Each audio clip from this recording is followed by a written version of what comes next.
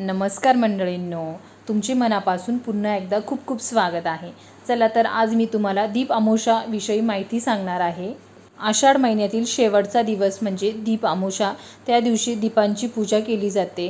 समई, निरंजन, तुमच्याकडे जे बी दिवे असतील ते सर्व दिवे स्वच्छ घासून कोरडे करून एका पाटावर ठेवून त्यांची पूजा केली जाते. त्यांना आघाडा, दुर्वा वाहिला जातो.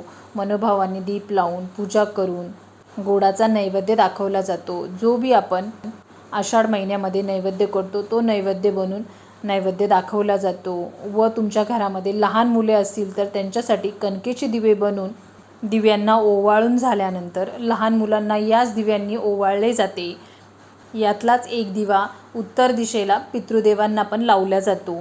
मनोभावाने त्यांची पण पूजा करता. लहान मुलांकडून शुभम करोती कल्याणम हा श्लोक आवर्जून बोलून घ्या दीपांचं पूजन झाल्यानंतर.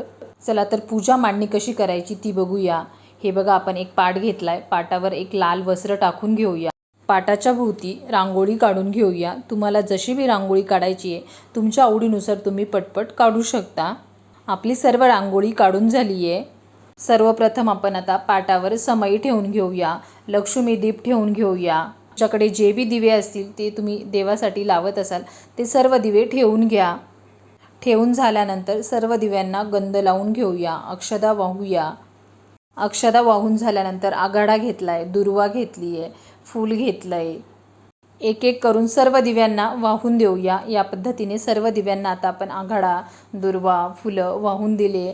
पारिजाताचे फुलं हे आवर्जून दीप अमावस्याच्या दिवशी यांना खूप महत्त्व दिलं जातं.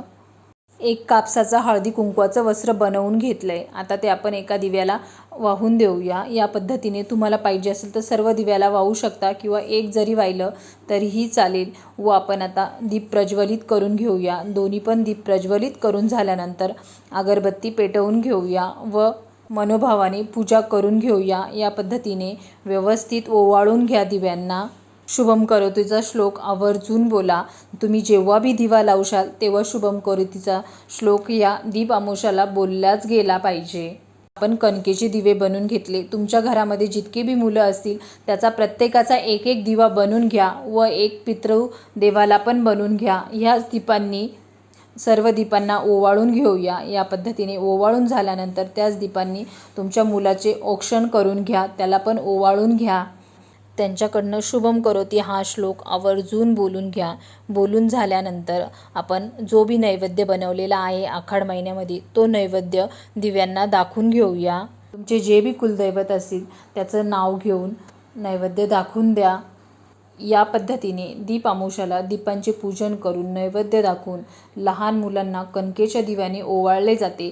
याला दीप अमावस्या असं बोललं जातं. नक्की या पद्धतीने लहान मुलांना ओवाळा व दिव्यांचे पूजन करा. चला तर भेटूया अशाच एका नवीन पुढच्या व्हिडिओसोबत.